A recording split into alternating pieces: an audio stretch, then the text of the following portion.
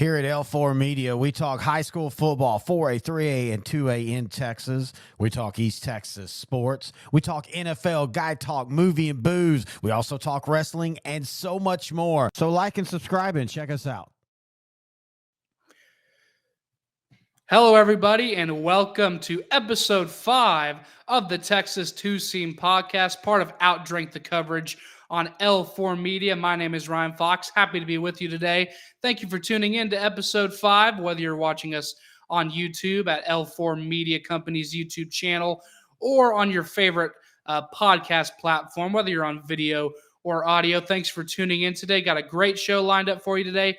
Won't be doing it alone, as we'll welcome in Aaron Jackson, one of the moderators of the Texas Rangers Fans Only Facebook page that we've been partnering with since the inception of this show at the beginning of this 2024 Major League Baseball season. We'll talk with Aaron Jackson about the Rangers, the AL West, and across all the divisions of Major League Baseball, and kind of recap this past two series with the Mariners and the series with Cincinnati, which wrapped up on Sunday afternoon. The Rangers took 2 of 3 from that one, as well as look ahead to their final game of this 9-game homestand with the Washington Nationals, and then look ahead a little bit as they hit the road starting on Friday against the Kansas City Royals, which starts a road trip there. So a lot to dive into that. Also, we'll kind of touch on the other DFW sports teams that are currently in the playoffs, being the Dallas Mavericks and the Dallas Stars. The Dallas Stars finally got their first win of the 2024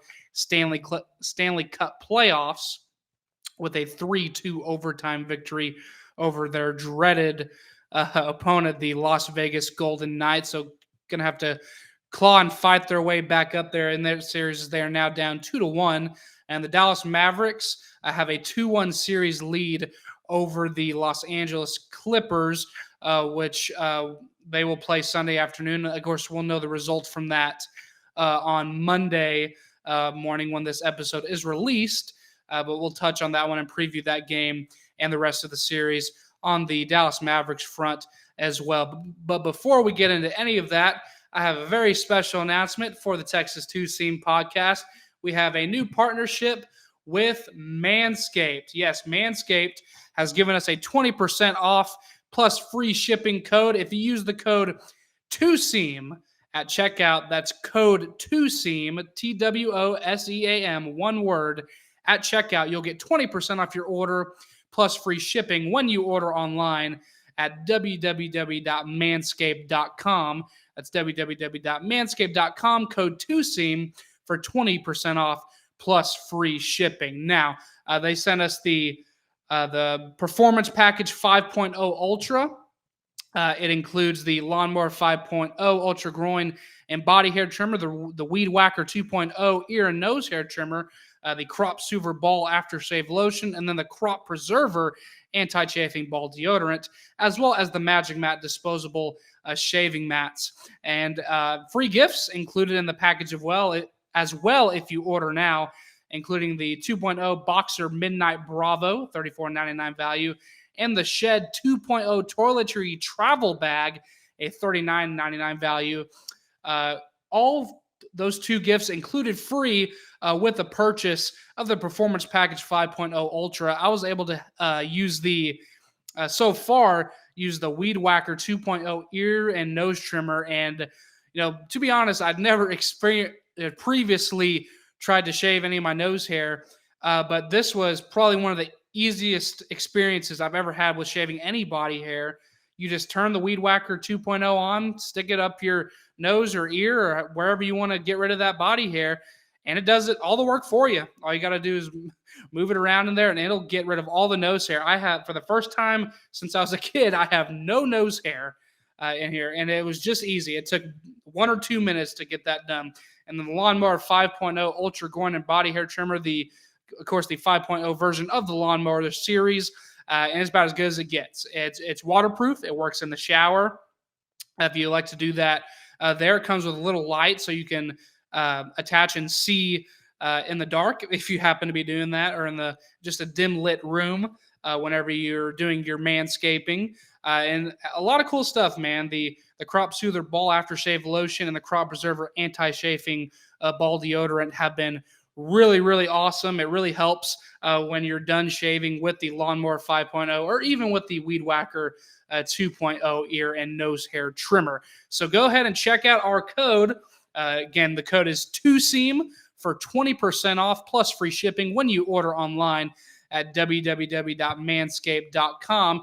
Again, a huge shout to Manscaped for partnering with us right here on the Texas Two-Seam podcast. Looking forward to growing that partnership with Manscaped as well. And go out and just go look. It costs nothing to look. Just go ahead to manscaped.com. And if you see something you like, feel free to use our code. Again, 20% off plus free shipping at manscaped.com when you place your order online. But again, huge recommendation to that, 5.0 performance package. It is 5.0 Ultra. It is absolutely fantastic. Go ahead and go to manscaped.com and check all that out. And again, huge shout out to Manscaped for sponsoring the Texas Two-Seam podcast. We'll step aside for a quick break. And when we come back, we will be with Aaron Jackson to talk about all the league-wide news across the Texas Rangers and Major League Baseball right here on the Texas Two-Seam podcast, part of Outdrink the Coverage on L4 Media and presented by Car Motor Company. Car Motor Company is your destination for classic and late model vehicles in North Central Texas, located at 302 South Caddo in downtown Cleburne. They have everything you're looking for, from classic cars and trucks to late model cars and trucks, convertibles, and SUVs. If you'd like to call ahead of your visit, they can be reached at 817-666-1111. With inventory changing weekly, there's a little bit of everything at Car Motor Company. Be sure to visit the website www.txcar.com. That's www.txkar.com to keep up with their ever-changing inventory. They're open from 9 to 5:30 on Tuesday through Friday, and at 9 o'clock to 3 o'clock on Saturdays, closed Sunday and Monday. And also, if you mention this advertisement and Texas Two-Seam during your next visit to Car Motor Company, they'll give you $200 off any vehicle purchase. Stop by Car Motor Company while you shop and eat in historic downtown Cleburne. Again, you can give them a call at 817-666-1111 or visit their website at www.txcar.com. That's www.txkar.com. Hello, everybody, and welcome back to the Texas Two-Seam podcast, part of Outdrink the Coverage on L4 Media. My name is Ryan Fox, and joining us on the show today from the Texas Rangers Fans Only Facebook page, Dr. Aaron Jackson. Dr. J, how you doing today? Doing well, sir. How are you, Ryan? I'm doing well. Happy to have you on the show today. I know you're a big Rangers fan, and that's the first thing I wanted to ask you. So, how did the Rangers come into your life? Where did the Rangers fandom start for you? About 1996, when they were really winning. They were also starting to be on Fox Sports Southwest back then, long before it was Bally's. I think most people know by now. I've posted in the group. I grew up south of St. Louis, just inside the Arkansas border. I went to high school in Missouri. So first and foremost, I was kind of a Cardinals fan because they were on the radio all the time. My grandfather was a massive Cardinals fan, listened to the radio every day. So I would listen to the radio with him and we would discuss it. And that was kind of our thing. He liked country music and he liked baseball. And I didn't like country music. So we would talk about baseball and farming because he was a farmer. And my dad was a farmer, so, on the tractor when I was a kid, it was a baseball. You going back and forth, you don't really have anything to do except listen to the radio and make sure that your engine doesn't die or whatever. So basically at that point, I had been watching WGN, kind of watching the Cubs. Half my family is like Michigan and Indiana and Illinois, so they're all Cubs fans. But I wasn't really feeling that. They were just on TV every afternoon, so that's what I could watch when I came home from school. But my immediate family were Cardinals fans. So that was what was on TV once in a while and on the radio every day. Fast forward to 93 or 4, somewhere around that time, they started showing Texas Rangers on TV because Arkansas is in the Midway. So for whatever reason, we didn't get the Royals. I don't know why that is, even though Dallas is the same distance from there as Kansas City was at the time. But we got Texas Rangers and we got St. Louis Cardinals. So I started watching the Texas Rangers, and lo and behold, right after Julio Franco and Tom Hinkie and some of those players that I liked to watch at that time in the early '90s came over. Tom Hinkie came over after he was with the Blue Jays, and I'd been just watched the Blue Jays win 2 World Series back to back, and was really feeling the Jays. Um, at that time, they started winning, and '96 happened, and Juan Gonzalez had that MVP season. I'm like, who is this guy? 144 RBIs, 47 homers. Like, oh my god, and Pudge was there, and it was just awesome. And then they came back in '98 and they ripped my heart out, those damn Yankees. But I fell in love at that moment, and then I pretty much decided over the next few seasons that it was Cardinals and Rangers, and it wasn't a concern to be a fan of both because they never played each other. Interleague play wasn't a thing at that time, and even after they never played each other until 2011. And you lose, talk about getting your heart ripped out. Yeah, for a Rangers fan, that's 2011. Right. Yeah. I couldn't lose, but also I was torn because I didn't want the Rangers, even if they did lose, to lose in that fashion. I felt so conflicted and so awful for Nelson Cruz. Like, how in the world could you not catch that ball and lose in that manner? So that was hard. The year before that, when actually Bochy was coaching the Giants. That was the year I was wanting the Rangers to go. I was all in. I was like, come on, let's go Texas. Because they were playing the Giants, and the Giants were the thorn in the side of the Cardinals. And I was like, beat those damn Giants. Let's get your first championship. Josh Hamilton was my guy. So I was like, yeah, let's do it. And didn't happen. It's like, okay, 2011 comes around, and now I'm conflicted. So I'm just going to kind of cheer for the best series possible with this one, and whoever wins, wins. Yeah, it's just a fun series, and it's one of those things. When you travel a lot, you grew up near St. Louis, being a Cardinals fan, but then, school, like we mentioned at the top, your doctor and chiropractor, chiropractor, yeah.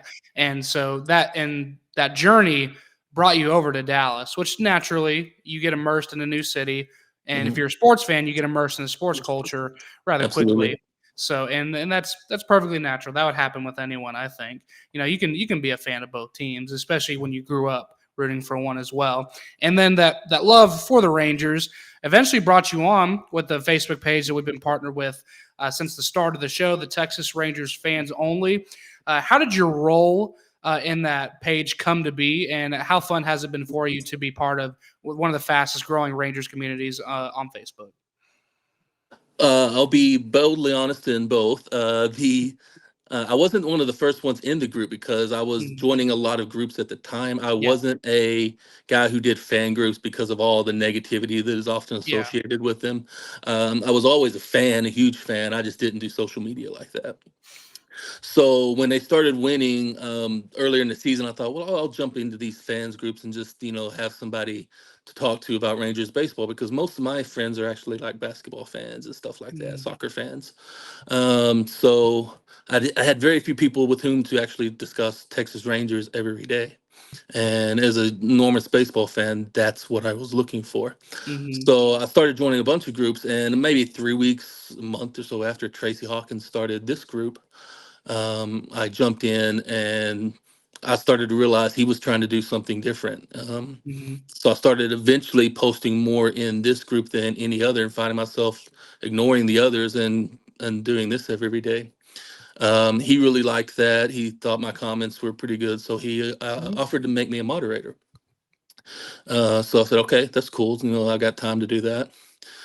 So we started moderating for a few months, and he really liked my ideas I was throwing out to him, some of the content I was putting in, because at the time, a lot of sites are still doing this. They're just ripping off Texas Rangers posts and stuff like that, copying and repasting to different groups. But we were actually posting things that you couldn't see, and posting interesting content and stuff like that. So he's like, I trust you, man. Let's make you an admin. and let's see if we can blow this up and do something really cool and different from what other Facebook groups are doing. And now we're trying to get on Instagram. We are, but we need to figure out a link situation. We'll do that soon. Probably going to be on X. And we'll see what the TikTok ban what comes of Yeah. that before we go on the TikTok.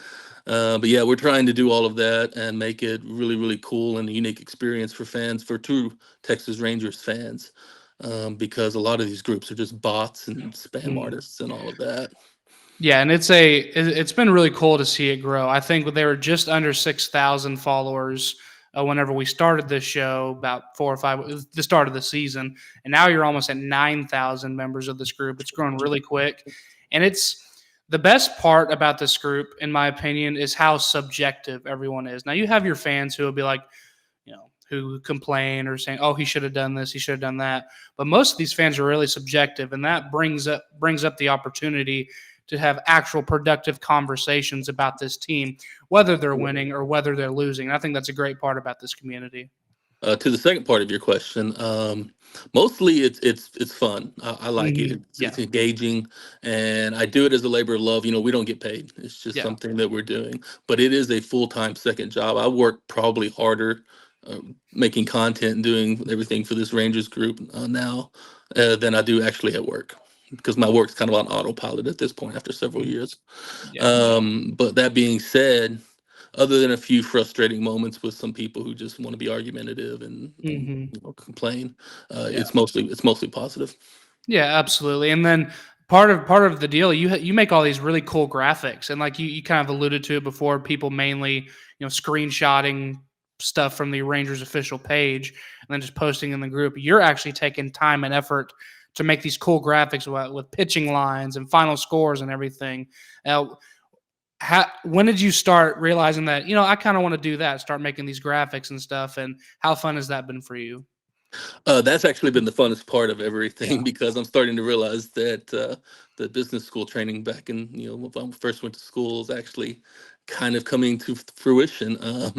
It's giving me some good marketing ideas, and the marketing, digital marketing and stuff that I learned back then is helping me to kind of navigate my way through Canva app and Photoshop and figure out how to do these things. And in order to make a graphic, it's not difficult to make the graphic necessarily.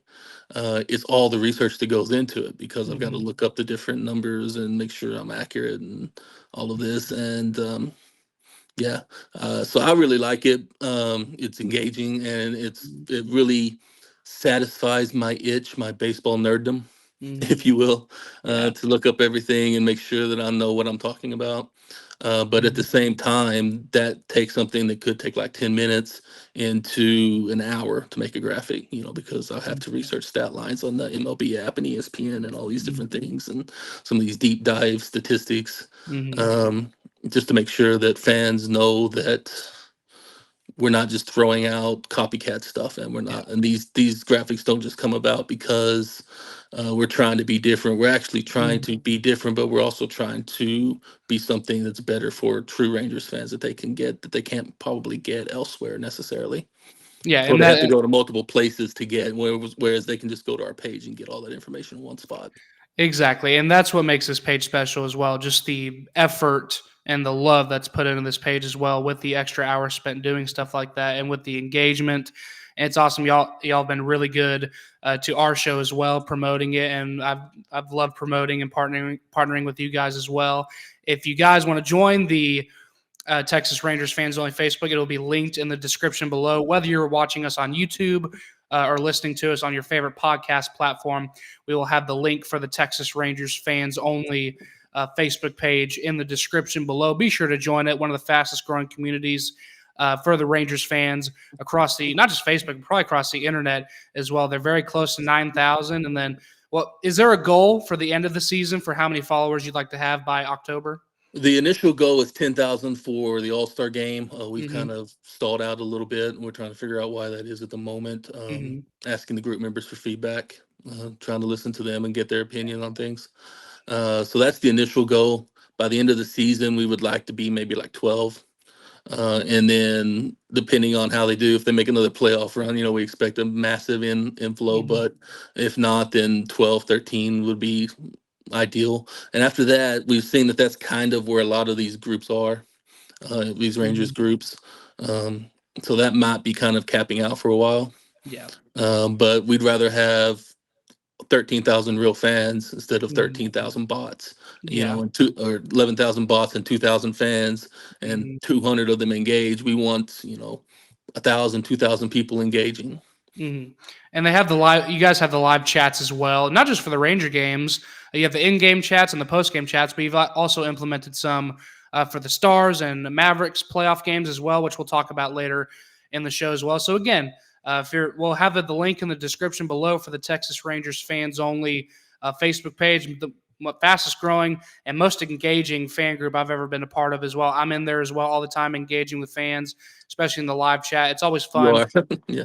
It's always fun to interact with everyone and just talk about the game as it's going on or even in the post game. So be sure to join the Texas Rangers fans only Facebook page. Again, we'll have that in the description below on YouTube and on your favorite podcast platform.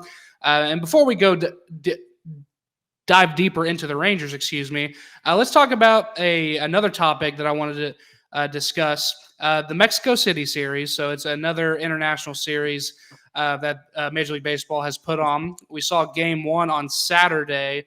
The Astros took a 12-4 victory over the Rockies, and that's kind of a thing I was thinking about. You get an international series and you send two teams that are in last place, respectively, in their divisions. But it turned out to be an exciting game. Yordan Alvarez had 2 home runs. Ryan McMahon for the Rockies had a 2-run bomb in the bottom of the first. That wasn't enough for the 12-4 victory. And the second game of this Mexico series will be played today. So we saw, I think the first time Major League Baseball played a series in Mexico was either in the 90s or I think it was in the late 90s, and they've played everywhere. They've had the London series. They played in South Korea to start the season this year. The Dodgers and Padres played a couple games out there. They've played in Mexico, the Dominican Republic, and they even had a 2-game series in Australia during the 2014 season. Aaron, what do you think of this international series? And if you like it, are there any other spots that you could see them taking this thing? I love it. I'm a huge travel buff. That's literally all that I do besides baseball. And my job is documentaries. I watch a lot of documentaries. I love to learn about languages and different things and travel and history. I mean, that's my thing. So I think it's great to bring the game to other markets, not Mm, necessarily even markets that may not be as interested in baseball, but mm, all the markets that already are interested in baseball and have leagues. And that's kind of what they're doing right now. So bring our game that's supposedly the best in the world, and I believe it is, the Major League mhm. Baseball, to these other countries that have these awesome leagues of their own, and let them have experience seeing the best players in the world do it. Yeah, absolutely, and it's something that we've seen a lot of the other major American sports do. You have NFL; they've been playing in London, having a London game, and now they'll be expanding into Germany. Or maybe it was it last season they had a game in Germany. I can't remember if they're supposed to be doing it this year or they had it last year, but they're expanding into Europe as well, Yeah, and that's something. they're doing a game this year in Germany as well. In Germany, okay. And and even college football. In one of the week 0 games, there's a game played in Ireland of all places. So it's just all the major American sports, both at the amateur and professional level, are kind of expanding and having these really cool, celebratory games in Europe and beyond as well. I think that's really cool to see. Yeah, I think I could see even Major League Baseball going into Germany sometime, or maybe in Italy or something like that. Probably not Germany. I don't think there's a lot of interest in baseball Mm, in Germany. It's more soccer and a little bit of football because yeah, of the old NFL Europe. yeah. And that's just because I actually studied in Austria for a semester, so I kind of know a little Mhm, bit about the German people and the Austrian people. Their mhm. interest in sports are not baseball. That's fair. But in Italy, I could definitely see that a little bit more. Mhm. That might be your in and MLB Europe is Italy. Maybe London. And maybe it could be the interest in baseball might be there for the countries where cricket is really popular, because I know that's kind of the comparison of the American Correct. and European version of the sport, kind of like you have football and rugby. That's kind of the comparison, and so countries like India, I know they have big cricket stadiums across it. They could probably convert to a baseball field or stuff like that. And so that's another good point too. That maybe the countries where cricket is popular, that's where you can see baseball kind of maybe implement a international series to be played there. But with the World Baseball Classic, I think that really opened up people's eyes Mm-hmm. to how expansive this game is, how influential this game is. A lot of that goes back to World War II. As a historian buff yourself, you know that the players brought over the game to people who didn't have it in the Europe and Mm-hmm. around the world, Japan and elsewhere after the world after World War II when they were occupying. It's like, oh, what is this game that the soldiers are playing? Mm-hmm. So a lot of it really took off during that time. And in terms of Japan and Korea, you can almost date it exactly back to that. So if you look at all the teams in the World Baseball Classic, but even teams locally, you have a myriad of countries that are all about baseball and could easily host multiple series, have been a pipeline to the majors for teams, for players. Um, Now, that being said, Venezuela is one of the biggest ones. I don't think you want to go to Venezuela to play a series anytime soon. Or Mm-hmm. Cuba, probably wouldn't do well for international relations to go to Cuba. But the Rangers have their whole training program for their feeder system in the Dominican Republic. Mm-hmm. So I would love to see the Rangers play a series in Santo Domingo Yeah. or a place like that, because you already have an established base there that you're pulling Mm-hmm. these players from. Jose Leclerc and Leody Taveras and Mm-hmm. all these guys that are coming from the Dominican. Emiliano Teodoro at the Rough Riders right now is Yeah. Dominican. So you have an established base that you can pull from. I know that the Red Sox played there last year, and they also have great office players, Pedro and Ortiz and others from the Dominican there. So a lot of Red Sox fans, I get it. But the Mm-hmm. Rangers would obviously also draw well. And I think that to play there or play in Mexico, like Monterrey, somewhere that's closer to the Texas border where Texans can actually go to the game pretty easily, I think that would be awesome for Rangers. And they should really look at doing that in the future. Yeah, and then speaking of you mentioned the Rough Riders. They had a walk-off home run, a 3-run bomb last night, so they got a big win last night. Are there any? I think you're probably more. You probably keep an eye on more in the minor league system than probably I do. Are there any like players at AAA, AA, or maybe even single A that you could see making an impact for this team in the near future? I actually had this conversation with someone about Wyatt Langford when they were arguing that Mm-hmm. he should be sent down. I'm like, okay, well, with whom do you replace him on the 26-man roster? Mm-hmm. I mean, who in the minors is batting better than Wyatt Langford? Gives you a better opportunity to have a you know better OPS than Wyatt Langford. And obviously, they couldn't think of anyone. I'm like, well, that's because there is no one. Yeah. So he's going to be on this team. You can just get over that. Dustin Harris started off the season really well at AAA Mm-hmm. Round Rock. He's fallen back. I think the last time I checked, he was batting 257. He still Mm-hmm. has 6 or 7 home runs, but we've seen Dustin Harris already at the major league level. We kind of know Yeah. what we're going to get from Dustin Harris. So if Travis Jankowski moves on after this season, he's on a 1-year deal. Mm-hmm. Maybe they bring up Dustin Harris. Maybe he turns it around enough that he can get a call up and produce a little bit. But you're not taking Wyatt Langford, down to the No. minors. He's just going to hit it out. So in terms of that, no, I wouldn't say there's anyone immediately other than Owen White, Jack Leiter. Cole Wynn's been going back and forth. Grant Anderson's been going back and forth. But we know what we're going to get also from Grant Anderson and Brock Burke and Austin Pruitt probably at this point. So I would say no, I don't see anyone who's going to be immediately impactful in the near future. Yeah. But we do have a lot of great prospects Yes. who can be. But unfortunately, our teams, all of our teams now, have not been having a very good farm system season. Yeah, so far. But yeah, and then moving back up to the major league level. So kind of want to recap the Rangers for the last week. So starting last Tuesday, they started their 3-game series against the Mariners, in which they dropped 2 of 3. And now they're heading into this Cincinnati series where they played 2 of the 3 games in that series as well. They'll have the rubber match as they're tied 1 apiece on Sunday afternoon. Now, this episode will be released on Monday. We're recording on Sunday morning, so we'll know the result of the game after this episode is released. But looking back at that Mariners series, and I guess going into this Red series as well, the really big bright spot for me has been this bullpen. When you look at this bullpen, taking out Saturday's game out of the equation because that was just kind of a disaster class for pitching. And when you look at Lorenzen, he might have been a little unlucky in some of the hits he was giving up.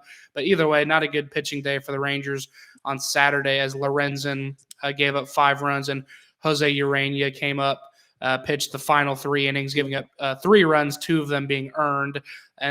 But when you look at take that out of the equation, the bullpen has been phenomenal. They had previously pitched 15 scoreless innings, only 3 hits, striking out 18 and only walking 3. And I think a big reason for that is the movement of Jose Leclerc from the closing spot to a middle relief role. I think he's been flourishing in that role since they moved him there. And even a young guy, they brought up Cole Winn, and he hasn't given up a single hit or run in 6 innings pitched so far. He's been phenomenal.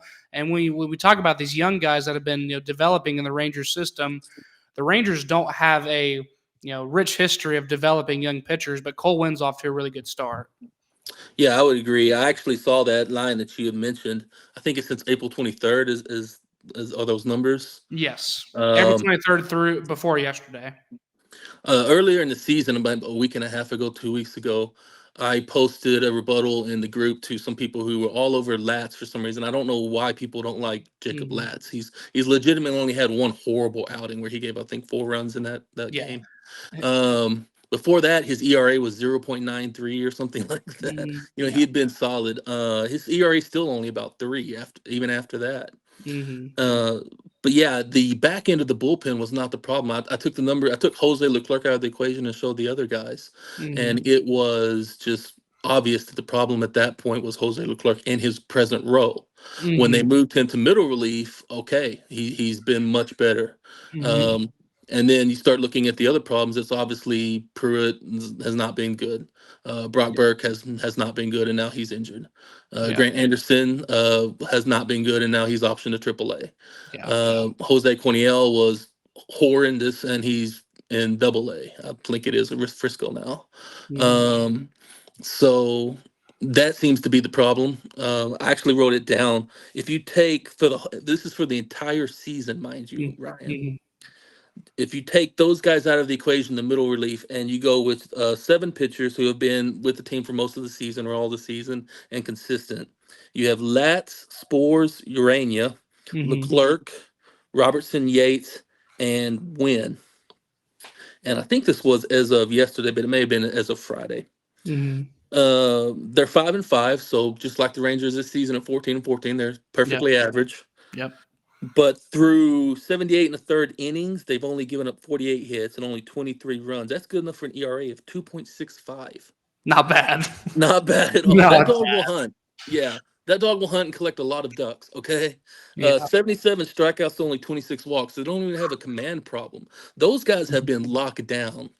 What has not been locked down of late, and this is where feelings kind of get in the way because a lot of people will look at the beginning of the season and say, oh, well, starting pitching has been good, and it's been a little shaky lately, but it's not the problem.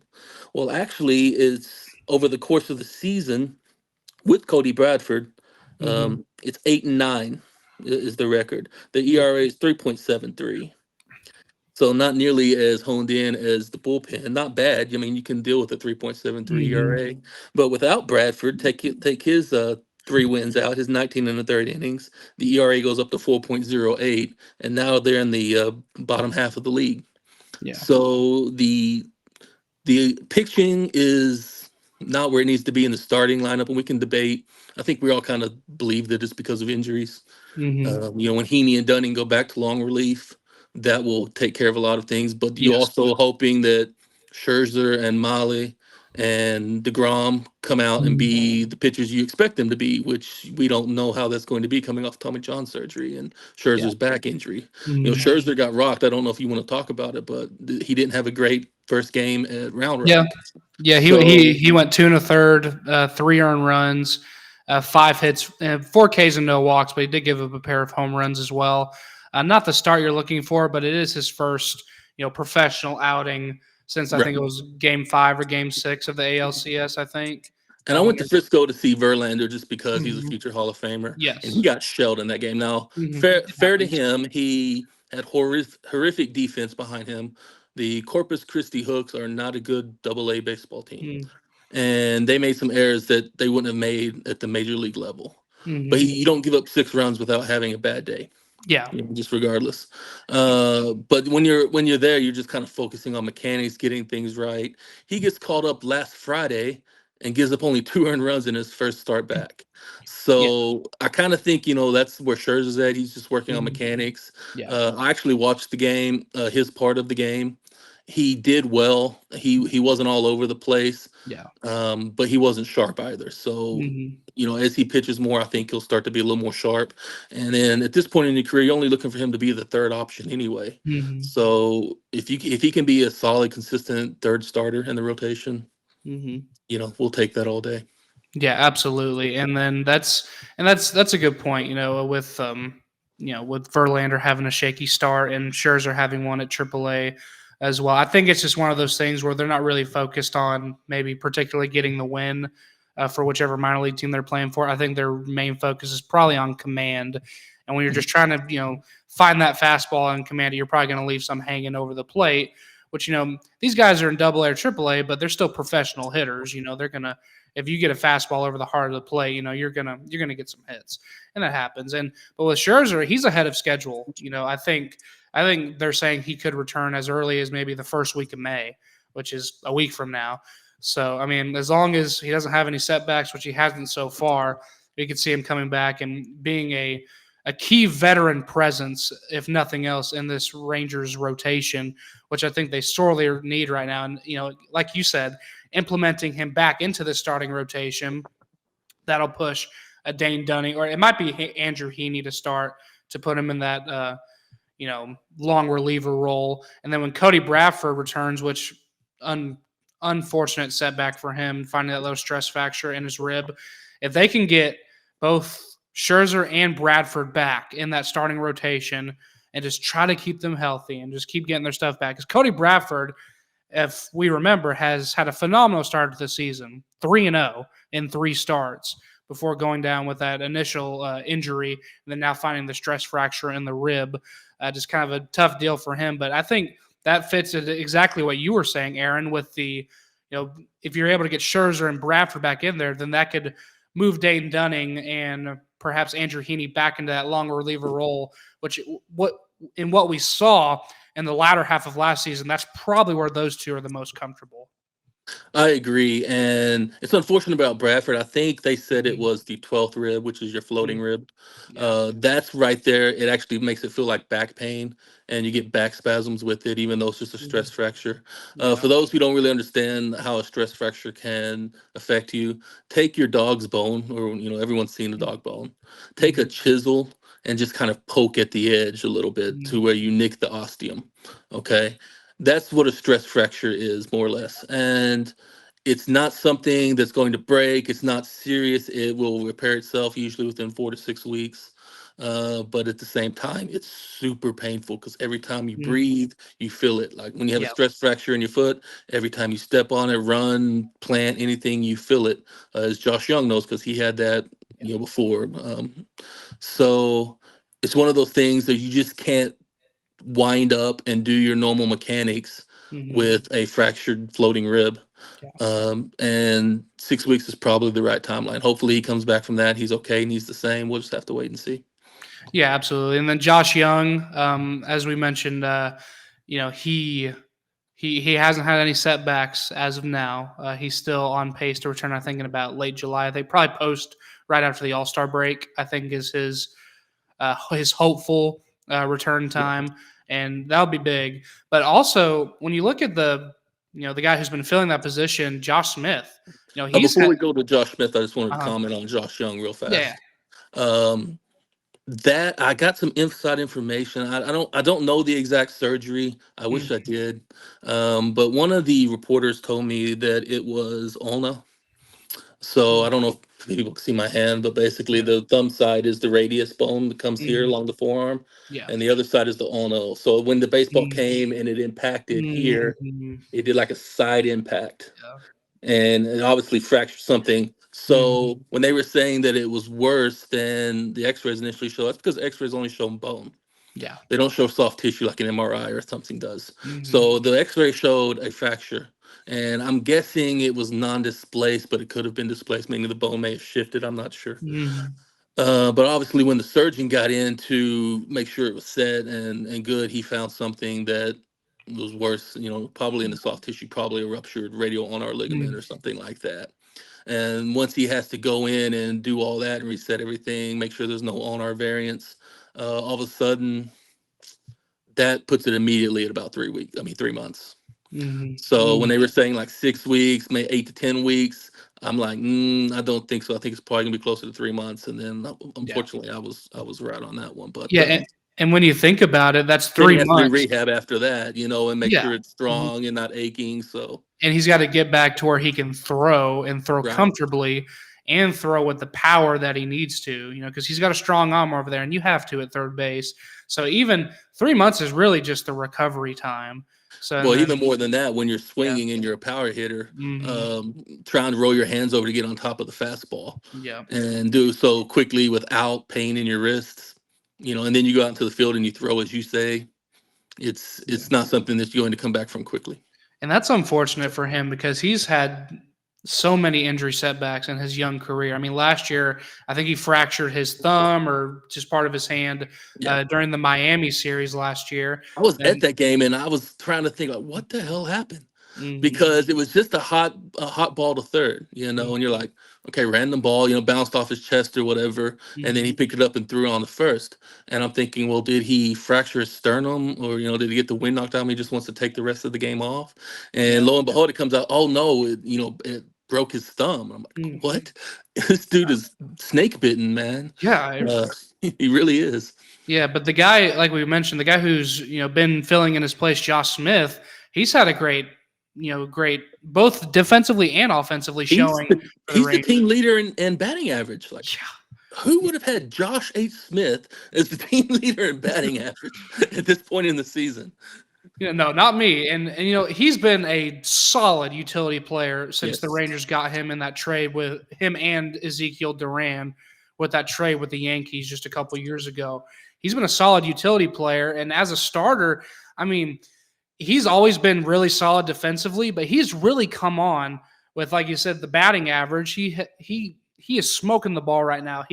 I went to the game on Thursday afternoon, the closing series with Seattle, and he went like 3 for 4.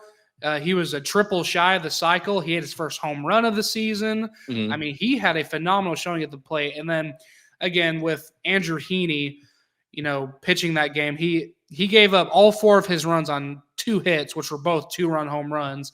So the defense didn't really have that many opportunities, to try to get many outs. But the few chances that Josh Smith did get there at third base, just phenomenal. I think defensively he's right there on the same level with Josh Young. I think with Josh Young offensively, I think he's still a better all-around hitter. He's definitely got more pop. But Josh Smith filling that role at third base and even at shortstop sometimes as well when Seager gets the day off, which yesterday was Corey Seager's birthday, so happy birthday to him.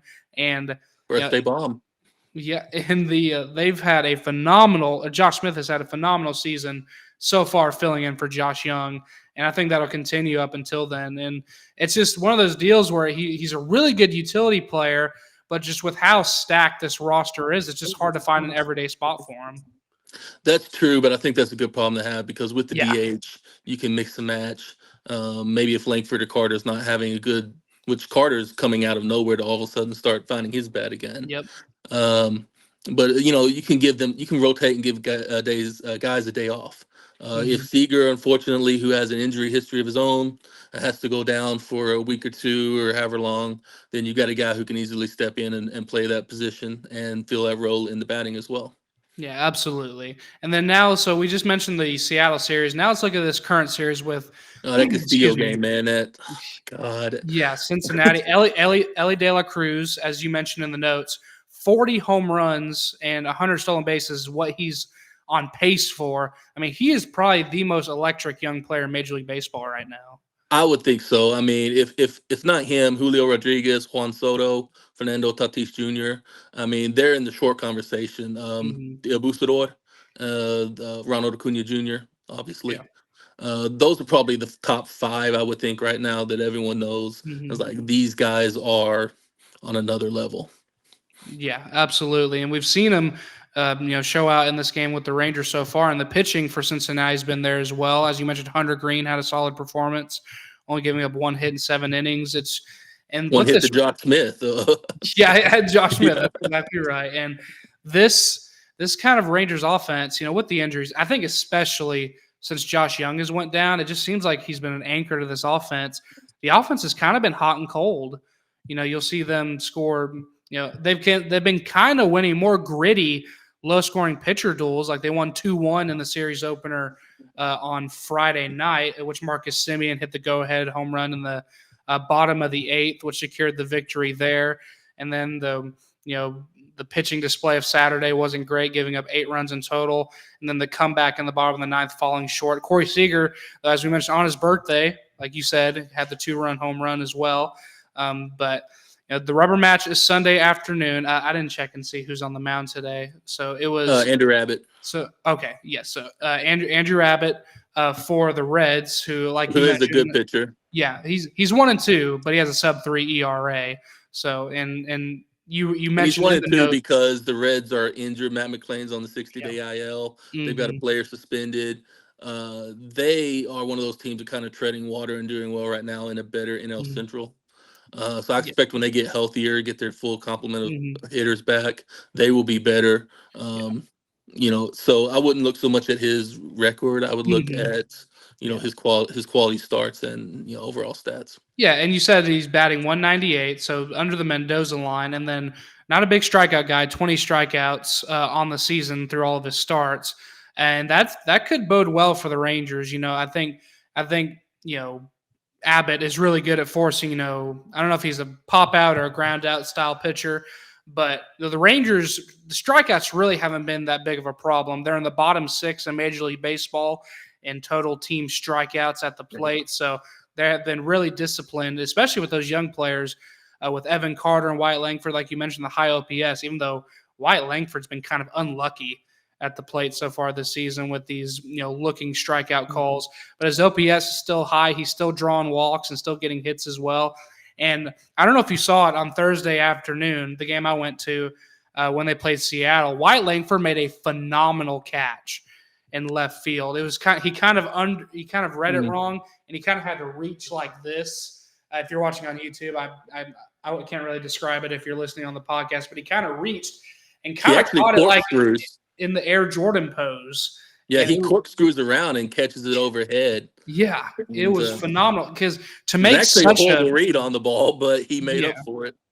Yeah, I mean, it just to make such a quick, because he had to contort his body like pretty much fully, and like you said, corkscrew, and to make such a quick adjustment, like an adjustment that quick, it was phenomenal to see. And he's made a couple great plays in left field so far.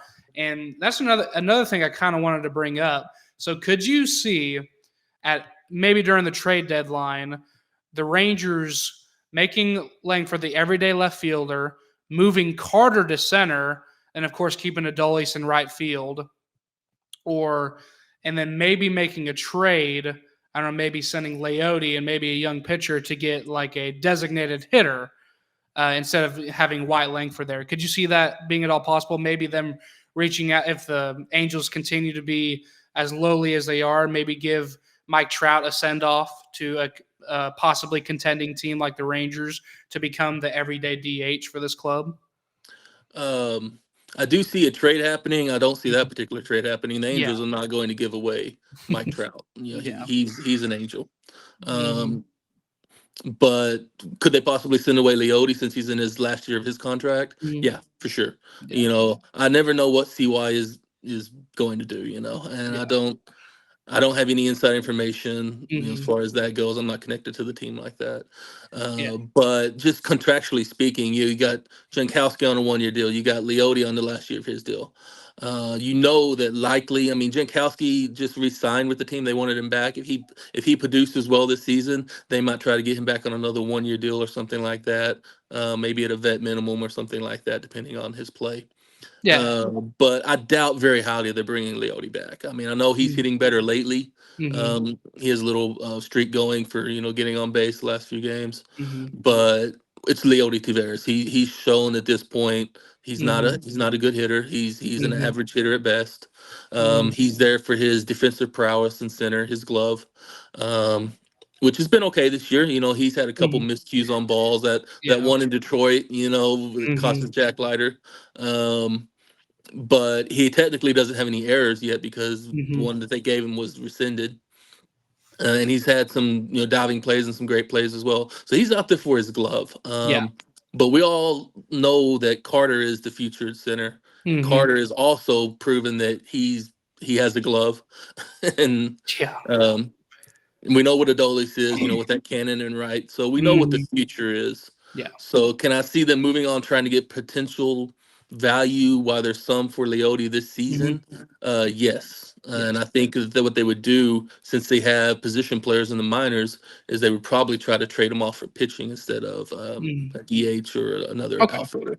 I got you. And then, so closing out the Cincinnati series, the rubber match is at 1:35 on this afternoon, Sunday. And so, following the Cincinnati series, the Rangers will close out their 9-game homestand with the Nationals. What are you looking for in that series for the Rangers? The Nationals are 12-14 after the end of play on Saturday. What are you looking for in that series with the Rangers and the Nationals? I know that everyone thinks the Nationals are kind of a bottom dweller because that's what they've Hmm. been recently since they won in 2019 and then tore it all down. But they're actually not that. If you've been watching them this year, I know they got blitzed by the Dodgers the other day, but they Hmm. also won a game, and most people have been getting blitzed by the Dodgers, right? Yeah. The Dodgers and Braves are the class of the Major League Baseball right now. Hmm. So take that series out of it. Yeah, they're 12-14, but they actually rake, and they actually have Yeah. some really good pitching. I would love to see the Nationals win. I mean, not the Nationals win, but the Rangers win 2 of 3 against the Hmm. Nationals, Yeah. realistically, and stay right there with the Mariners, who are now 15-12 after winning last night. So they're top of the division. We don't want them to get too far out ahead. So I would think that 2 of 3 would be ideal. You at least want to you do that. If you could get a sweep, that would be great. But Yeah. the Nationals are not going to lie down. The Nationals 12-14 as of yesterday. But yeah, CJ Abrams has a 993 OPS. Hmm. Jesse Winker 869, Luis Garcia 748, and Joey Meneses 603. And then Hmm. if you look at their pitching, you got Trevor Williams, who's been excellent. Mackenzie Gore has been excellent as well. Jordan Weems out of the bullpen. Kyle Finnegan has been excellent with the 9 saves already, a 2.38 ERA. His whip is only 0.97 because he doesn't walk people. Hmm. Um, you got Derek Law in there as well, doing well in the middle innings. So there's somebody to be contended with. They're kind of like Detroit, where the bullpen is a lot better than you think. You don't follow that team, you don't know how good the team actually is because they fly under the Hmm. radar. Yeah. But Detroit's bullpen, even though it had one bad game against us, is the strength of that team. They can't hit a lick. And their starting pitching is whatever. The Nationals are not that team. The Nationals actually have a couple legit starters.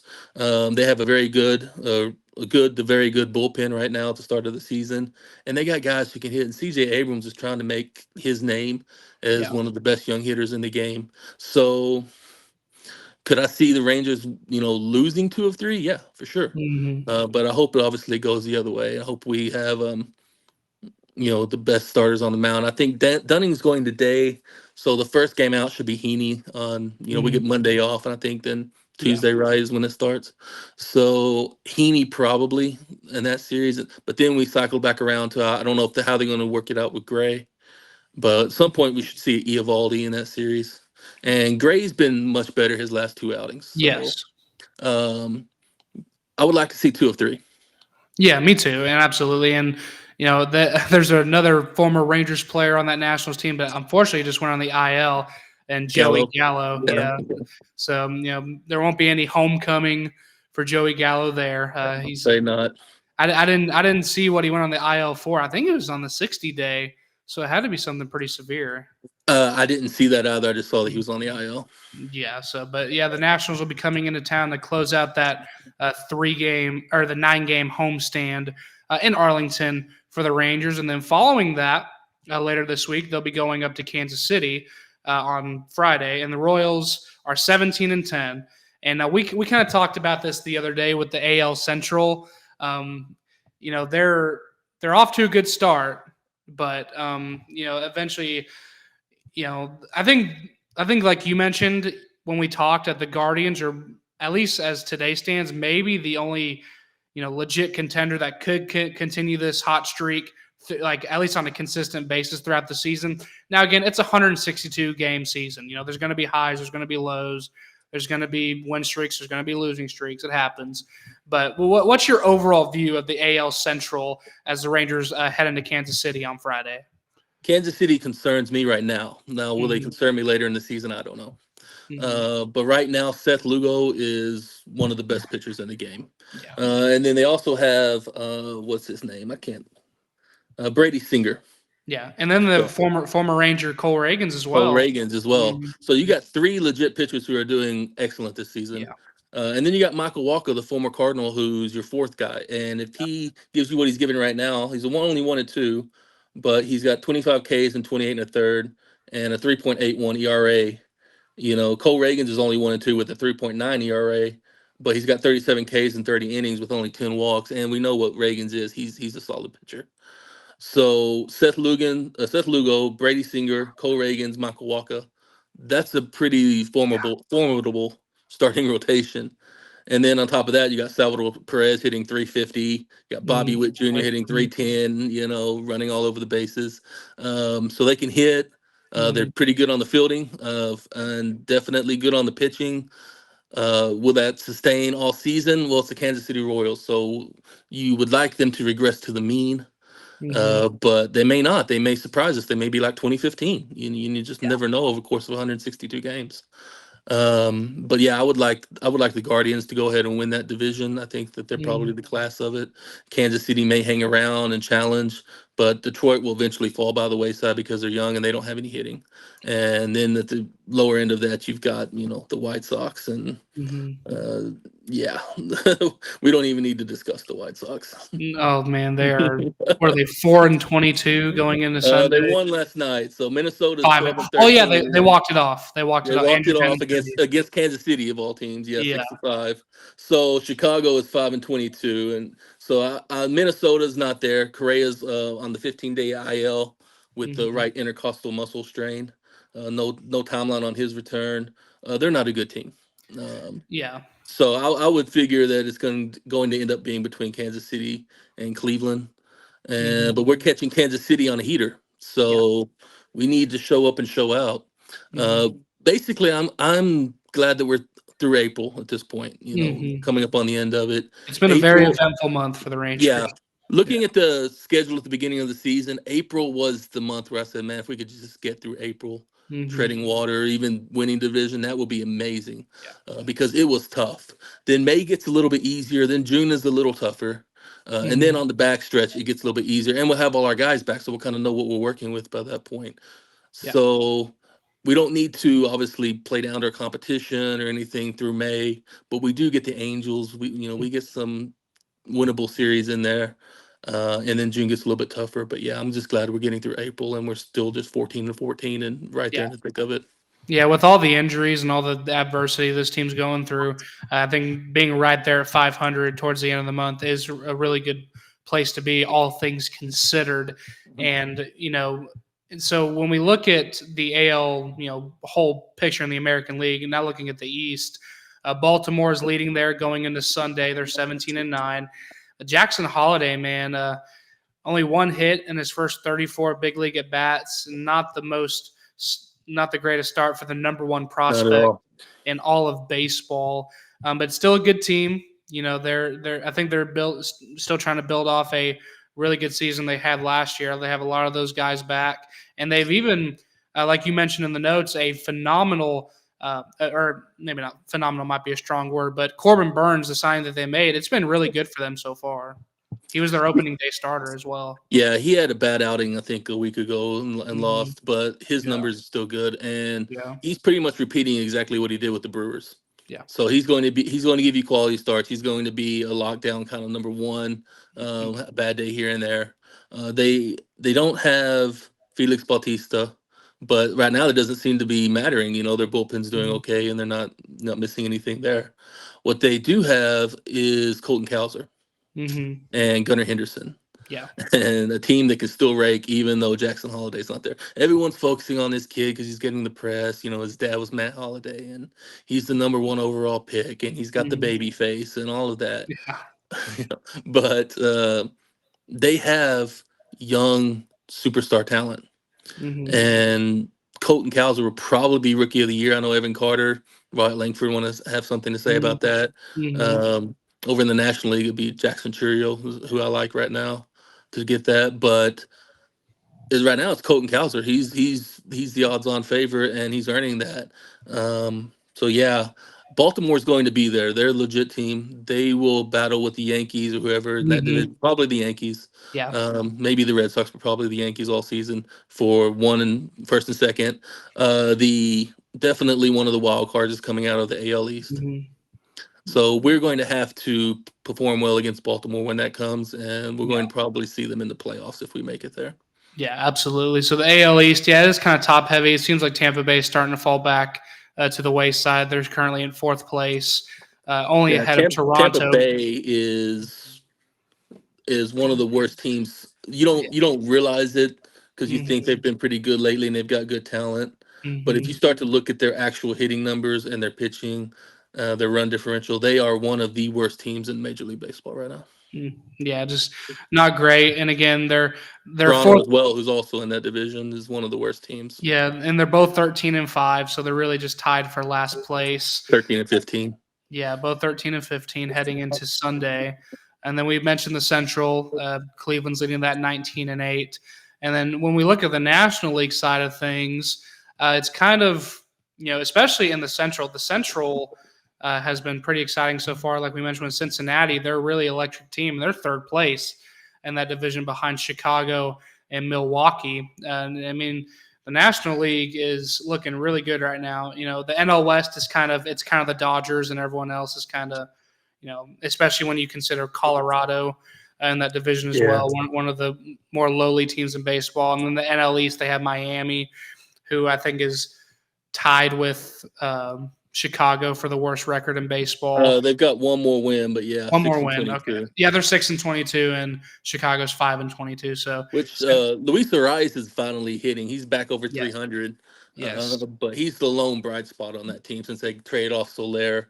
yeah, They don't have pitching. They don't have hitting. I don't know what Skip Schumacher's going to do because he doesn't hmm have a lot of talent there to work with. So he yeah, may have won NL, Manager of the Year last year, but there's hmm already, hubbub in the fan base about getting rid of him. yeah, And it's not him. I mean, who else are you going to get better? He just won Manager of the Year. yeah, It's ownership like it always is. It's a fan base that's not invested like it should be, yeah. and the team's just not hitting. So hmm yeah, Miami's not going to be there. But Nationals don't look at that record. The 12 and 14 belies how good they are. The Mets have kind of regressed back to the mean. I know they're 13 and 13, but I actually expect them to slip back down a little bit. Yeah. They lost yesterday. They had the bases loaded with Lindor up, with a chance to walk it off, and he popped out. So Mm, it's kind of how their day went yesterday, and it's been kind of how their last week or so is going. So they've kind of fallen back. mm, The NL East looks like it's Atlanta and Philadelphia. They yeah. are. It's They are it's the, it's it's been that way for a while now yeah. too. And Miami was in there for a playoff push and they got a wild card spot last year, but that's obviously not going to. I mean, as far as looking, I don't think it's going to happen this year. It looks like it's going to be a 2-horse race right there. And then, but the Central, the top three, it could go either way. It could. I think the Central right now is the most exciting division. Maybe not in all of Major League Baseball, but definitely in the National League. Definitely, and it's kind of surprising because the last 2 or 3 seasons it's been the worst division, Yeah, and last year it wasn't even I mean, close. I mean, they were the it, worst by quite a bit. And I mean, it's exciting. The last place team in the Central are the Cardinals, but they're only one game under 500. Right. It's a very competitive division, and it really, And I think they've won 5 out of 6 or yeah, something. So exactly.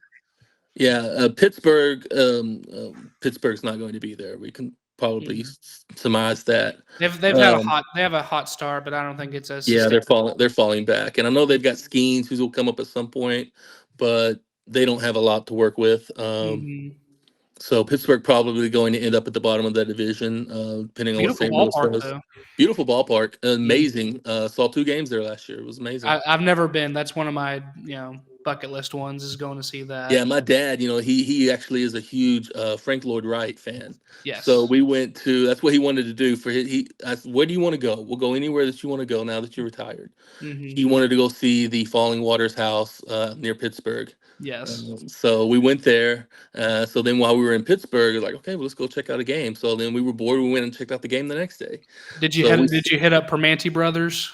no, we walked past it, but we didn't go Mhm. in. Yeah. I've heard a lot of good things about that place. But that whole area, man, it's like a Hmm. sports complex. You've Hmm. got PNC Park right there on the Trinity, the Three Rivers or whatever. I Yeah, can't remember the name of the yeah, rivers, yeah. but they're right there on the river. You got people out there trying to catch I the think ball in their I think it's the canoes. Allegheny. Is it the Maybe. Allegheny? Yeah, Yeah, I honestly don't know. yeah. But then you're right next to that, you have, the hockey stadium where the Penguins play. Yes. And Hmm. then about next to that, you have, they've changed the name It's of it not. now. It's still Heinz Field to me. It's It's still Heinz Field to me too, but yeah, I think it's Acrisure or something now something stadium. like that. So Acrisure Stadium there for the Steelers, and then Hmm. all around it you have nothing but bars Hmm. and places to go. And then there's the little Pittsburgh Sports History Museum right next to Heinz Field as Oh, well. that's cool. Yeah, so it's just the whole district, and it's right next to downtown. So it's super cool if you're a baseball fan. If you're a football Hmm. fan, you want to just go see the Steelers because it's a historic franchise. Hmm. Definitely go to Pittsburgh for that. Now, don't hang around Pittsburgh for very long. There's not a lot to do there, but The sports yeah, complex is pretty yeah, cool. go to the sports complex for a weekend. Check it out, and go back home. So you've probably been to a good amount of ballparks. What are your top three favorite ballparks you've ever visited? Well, I haven't been to a lot. I've been to 7, but I'm Okay. starting to go this year. And next year, I'm going to try to actually go to all 30 of them. So that would be a Wow. better question to ask me maybe like next year. Gotcha. Right now, though, I would have to say that PNC Park is number 1. Hmm. I haven't been to Camden Park yet, Camden Yards, but I'll be I going think, there this summer. yeah, I I'm heard that. Yeah. very much looking forward to So that. you could tell me how that is, but I Yeah. would think it has to be in the top 3 as well. Yeah. This summer I'll be going on like a week long kind of little ballpark tour, kind of like northeast, I guess, kind of. So I'll be going to DC. I'll be going to Nationals Park, and then we'll go up. I think that's I-95. I think Mhm. go all the way up. Then we'll go through Baltimore, stay there. We'll stay there for a couple of days and go to Camden Yards. Our hotel's like half a mile or maybe less from Camden Yards, so we'll just walk there. And it's right next to the Inn Harbor. There's a giant shopping center, restaurants and stuff. So it'll be cool. I'm excited to see that. And then we'll probably spend a day in Philadelphia going to Citizens Bank Park. I'm really excited for that, especially because I'm a big history buff and I love, American history, of course. Going up there and probably seeing Independence Hall and the Liberty Bell. Very much looking forward to that. And then they also got the Reading Terminal Market, kind of that giant food hall they have out there. I think there's like 90 something vendors in there. I want to have an authentic Philly cheesesteak too. That's definitely going to be on the Yeah. goal. So, but yeah, it's for me. I've only been to the old Turner Stadium whenever I was 2, so obviously I remember that very well. And then uh, I've been to Anaheim. I've been there, which is fine. I think it's just old. I think it's Yeah. like almost 30 years old at this point, so it's a little dated. It's a cool stadium though. I I really actually like the think Chavez outfield. Ravine with the Dodgers is probably in that top 5 as well, just because of the atmosphere and the Yeah, history, but not Anaheim. No. yeah, no. And then I've been to what was the other one? So I've been to both Ranger stadiums, Anaheim, Old Turner Field, and I feel like there's one that I'm missing. But I can't think of it right now, so I guess it's not that important. Oh no, It's Miami. been That's what it was. Miami. Miami. Yeah. Miami. I went there last year during the summer as well because we just took a trip out there for like 4 or 5 days, and I was like, Well, heck, Marlins are in town. Just go see a game. That was cool. I mean, it's a nice little stadium out there. Kind of a pain to get to when it comes to parking and access to the stadium. It wasn't great, but the ballpark itself was cool. I enjoyed that. And the game we went to, it was kind of exciting because it was a back and forth thing. They were playing the Rockies, and I swear to God, there was like a total of like 6 or 7 home runs. So it was like a crazy exciting game. But yeah, that's one of my bucket list items is seeing every major league ballpark. Mine too. Yeah, that's definitely up there for me. So I'll get to knock out 3 more during the summer. I got to see Wrigley in '95, and my dad just went last year with a cousin. So he sent me pictures and some live video streams and stuff like that. And they did all those renovations, but they kept a lot of it the same. So it really hasn't changed. It still has that charm to it. But it'll never be like it was in '95 when Harry Carey was, there, and we were all singing the 7th inning stretch together. And the bleacher bums were out there with their beer, sloshed in left field, and that old scoreboard that they had to do manually. It was an amazing experience. We were there for Cubs Clinic. I was 12 at the time. So Cubs Clinic, they did that around the All-Star game, and then we didn't see the All-Star game, but we were in town while it was going on, so that was cool. But yeah, Wrigley Field is really special. Fenway Park is really special, even though I haven't been. I hear a lot of people say it's kind of smells like urine. It's a bad part of town, kind of like the old Yankee Stadium was, but the ambiance and the nostalgia of it, you just can't beat it. Yeah, and those are probably, as far as historically significant stadiums, Fenway's number 1 and Wrigley's number 2 for me. Now it could be switched or whatever, but there's something I've always wanted to see Fenway. I think it's a big thing because I also really like to go see Boston one day, or just that whole area. And because again, I'm a big history buff, so there's a lot of rich history regarding the American Revolution. And then I don't know how far Boston or Massachusetts is from Virginia, but when America was founded and stuff, Jamestown, I'm sure there's a lot of museums, at least out that direction, that I'd be really interested in seeing. But yeah, I mean, I would love to go see Fenway, go see the Green Monster. Definitely like to go see Wrigley. My parents have been to Wrigley. They went with their friends one trip. So they've been there and they loved it. They said like you said, the atmosphere was phenomenal.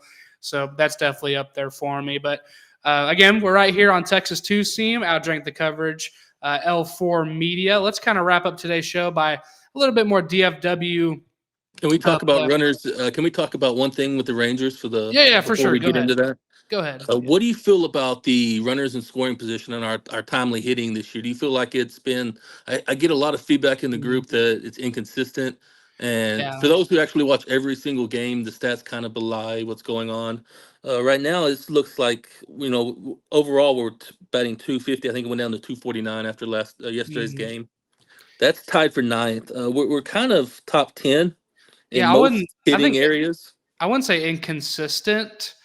I'd say maybe unlucky is not the right word either. I think overall they've hit fine with runners in scoring position. In fact, Marcus Semien is one of the top 3 hitters in baseball with runners in scoring position.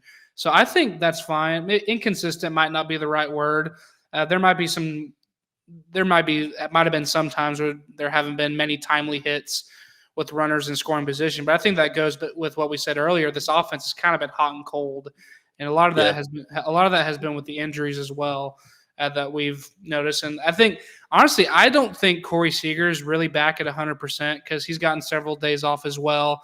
I think they're still trying to slowly work him back in. But again, I think by July and August, he'll be right back to where we saw him last year. But again, I don't think he's 100%. And this offense probably won't be at full strength until they get Josh Young back. And that's probably not going to be until after the All-Star break or maybe even early August. Yeah, the stats say that they're hitting 296 right now with runners in scoring position. Yeah, and that's which fine. is 5th. So I mean, you could live with that. Yeah. But then they have games like was it Thursday or Friday? Josh Smith reached 3rd. Yeah, that was third. That was the game. That was the game I was at. Thursday. Yeah, and then they stranded him there. Mm-hmm. Yeah, like you can't. If you got 1 out or no outs and you get a runner on 3rd, sack bunt, sack fly, you've got to produce a run there. There's no excuse not to. Yeah. I've seen a few frustrating innings like that. Like, okay, guys, I get that you want to swing away, but you're not producing runs. You're producing them in bunches when you do, But then you're having games like you talked about, you alluded to earlier, where it's 2-1, it's 1-0. On Thursday afternoon, whenever I went, I think they left 6 runners on base, and it ended up being a 1-run loss to Seattle. Which, if they would have won that game, that would have won the series, and they'd probably still be in first place right now. But now I think they're half a game behind Seattle now, and that could prove pivotal. If the offense stays kind of hot and cold as they've been, and I think the offense, until they're back at full strength, it'll kind of vary from series to series, because it'll kind of vary on pitching matchups and how each particular batter is doing. But I think, aside from Corey Seager, and again, I think it's a big reason why he's only batting like 250 or 260 is because, and the reason he only has 2 home runs is because he's not at 100%, but he's still making an effort, and I still think he's hitting fine. I think he's, and you want to talk about unlucky. Whenever on Thursday afternoon, whenever I went, he hit a bomb to right field, and it died right at the warning track. And again, they removed the shift, and they were talking about it in the Rangers radio pregame with Jared Sandler before, I think it was before Friday's game. The opener with Cincinnati. They were saying, I don't remember what particular stat he used, but as far as whatever the particular stat was, Jared was talking about that there are only 2 hitters in baseball that have been as, quote, unlucky than Corey Seager has been so far. And again, I can't remember the stat, but I think it's fitting, even though he's not at 100%, and he'll get there. I have no worries. The only thing that's going to derail him is an injury. I don't have any worries about him either. I have worries about, can we put it all together at the same time? Because our starting pitching started out well, and now it's bad. Bullpen started out poorly, or now they're atrocious, and now they're one of the best in the league.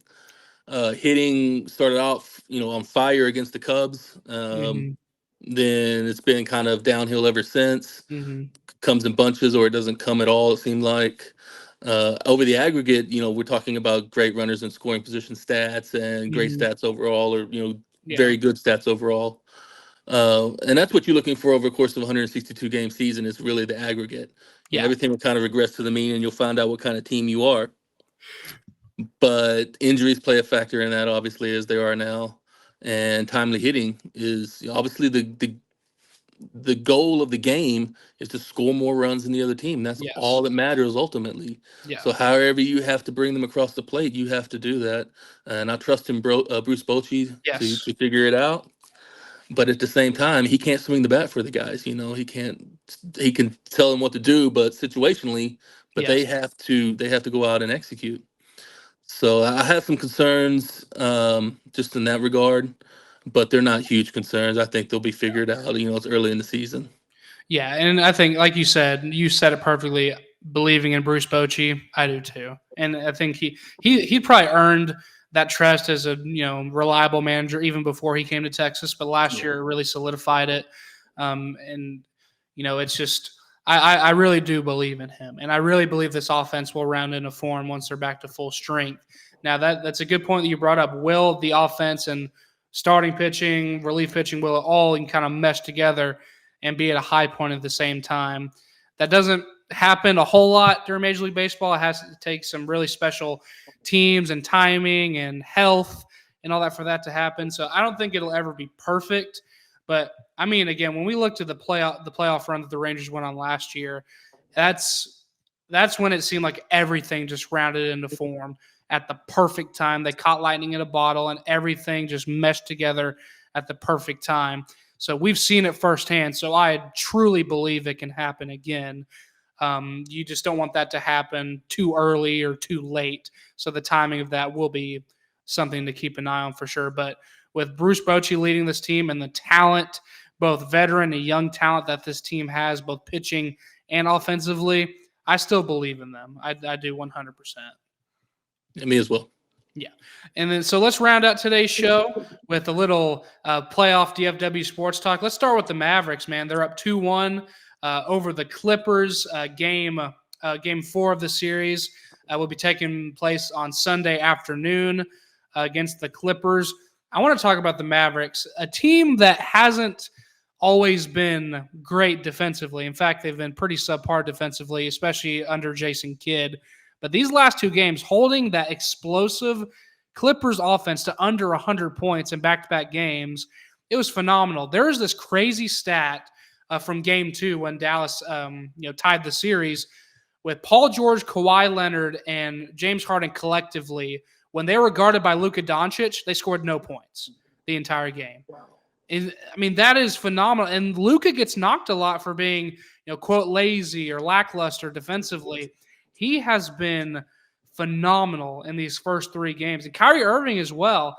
And the total team victory, both offensively and defensively, from Game 3 that we saw on the Thursday or Friday, whenever it was played, and their 110-90 victory over the Clippers. This team, if they can keep it together, man, and start really rounding into form, because we talked about it earlier with guys like Daniel Gafford and PJ Washington. That acquisition was huge. And then Derek Lively, if he can stay healthy and everything, it was Lob City for Derek Lively the other night. And, he's been a really good young defensive presence and offensive in that post position for the Mavericks, which is something that they've lacked for a very long time, probably most of their history. They've lacked a really good interior, maybe rim protecting center. And, but through these first 3 games, they've played really well, especially defensively. No, I agree. I think that the key to the season was the acquisition of PJ Washington and Daniel Gafford. Because you gave away Spencer Dinwiddie. I don't remember who else was in that trade, but you gave away your perimeter defenders in that trade to get Kyrie Irving. Yeah, I think it was Davis Bertans, I think. I can't remember who else. Yeah. But Dinwiddie in the end was a big loss in that regard. But yeah, you were a little shaky on perimeter defense. Obviously Luka defensive win shares have never had, that kind of moniker attached to him, with good reason. We see him, not getting up and running back on fast breaks and giving up fast break points because he's yelling about a call. And that kind of is the optics of it. The optics stick with you, even if the stats might belie that a little bit. He's been much better defensively this series. But you have those 2 perimeter guys that allow them to space the floor better, to give Luka and Kyrie a little bit of a break on the defensive end so they can put more effort on the offensive end. So as long as they're not out there being liabilities, then that's a plus. Yes. And like you said, Derek Lively has been excellent. A great replacement for Christian Wood, who didn't pan out. Kleba has been okay, in his role off the bench. So Tim Hardaway Jr. not being out there with his injury, I don't think you really missed that because he wasn't producing anyway. So you like what you see. The Mavericks have had the Clippers number anyway. You're looking back to last year's playoffs. Yeah. I like them going into this series just because of that. The same reason I didn't like the Stars going into this series, unfortunately. I was hoping they would go with the Kings, but it didn't work out that way. The Mavs they should win the series because they are the better team. I don't have any problem saying that. They are the better team. And then, at that point, if you win the series, which I think you will, it's a question of how do you perform against OKC, because OKC has kind of had your number a little bit this year. Yeah, I'm going to be shocked if the NBA Finals champion does not come out of the Western Conference. When you look at the competitiveness in the Western Conference and the Eastern Conference throughout the NBA season this year, it's kind of been night and day. The Mavericks were the 5 seed out of the Western Conference, but they probably would have been the 2 or 3 if they're in the Eastern Conference, just because of how, there is a point in the final stretch of the NBA regular season where, I think it was 4 through 9 in whatever the rankings would have been going into the play-in and everything. It could have, been flipped or switched so many ways. Yeah, in the East, yeah. Yeah, and I think the play-in teams, the 9 and 10, had losing records, right? It's crazy. But not in the West. Every team in the West, including Golden State, who's been just kind of treading water all season long, they all had winning records. Exactly. So it was really night and day. And then, so like you mentioned before, you just mentioned the Stars. They finally got a win against the Golden Knights. What time did you go to bed? Did you watch the whole game?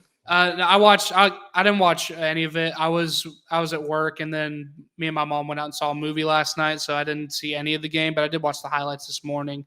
I stayed up to watch it, and I went to bed at 1:40. Yeah, I know that they were up 2-0, I believe, and then it was 2-2 heading into the final period, and then they got the game-winning goal in the third period. But it was just, you held that 2-0 lead for that long and almost squandered it away. That would have been devastating if they ended up choking that. Well, what in happened game is, Wyatt Johnson and three. I forget now who scored the other goal offhand. I think it was Marshmont, but yeah, whichever one it was. Was it Miro? Was it Miro Heiskanen? It was Heiskanen. Thank you. Yes, it was Okay, Miro yeah. Heiskanen Yeah. and Wyatt Johnson. They were shooting lights out on the goal all night, but they just couldn't get anything past the incredible Logan Thompson. Yeah. But basically, they got out to the early lead, 1-0. Then they scored another one in the second period, and you're like, okay, this is good. We're holding them. We're playing much better defense. The constant glove saves that Ottinger was having to do in the second game. He wasn't having that kind of an onslaught against him. You looking better. But they had so many breakaways that they just couldn't convert. And even with better passing and stick work, they don't have a Jack Eichel type character who can convert on those breakaways. And you let Vegas hang around, you let them hang around. They've won 6 games against you, and for a very good reason. They know your team. So they put 2 goals on quickly, and that's all it took. In the third, you couldn't get it done. So NHL overtime rules, we play a whole new period for overtime. Yeah. So 20 minutes, and I think they scored with like 4 or 5 minutes left in the overtime period.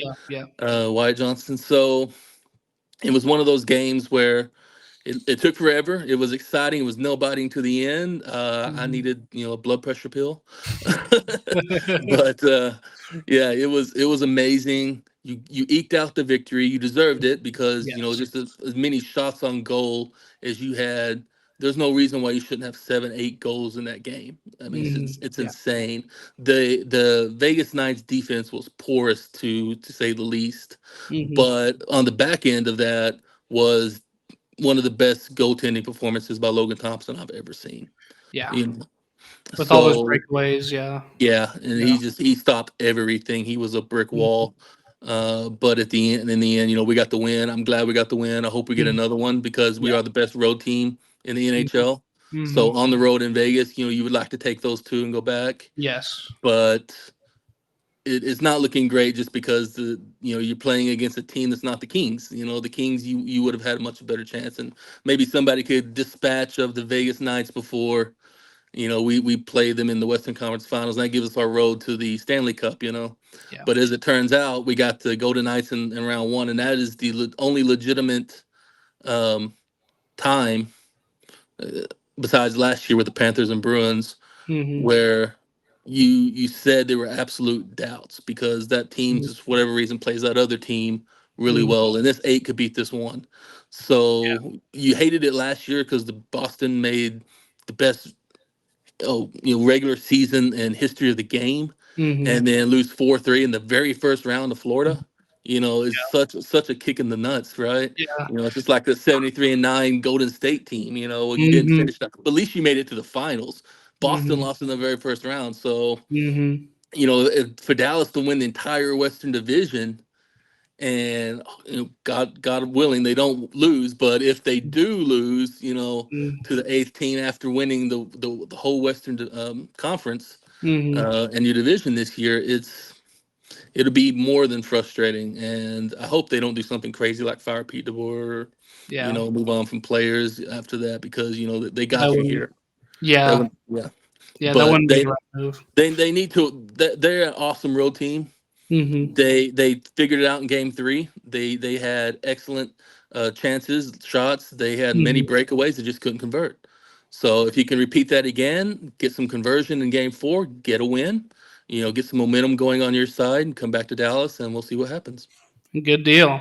Yeah, well, just a little Mavericks and Stars talks as they're both in the opening round of their respective league playoffs. So, and Aaron, I really appreciate you joining us today. I had a lot of fun talking with you. Great insight on both the Rangers and everything we talked about today. We'd love to have you back on.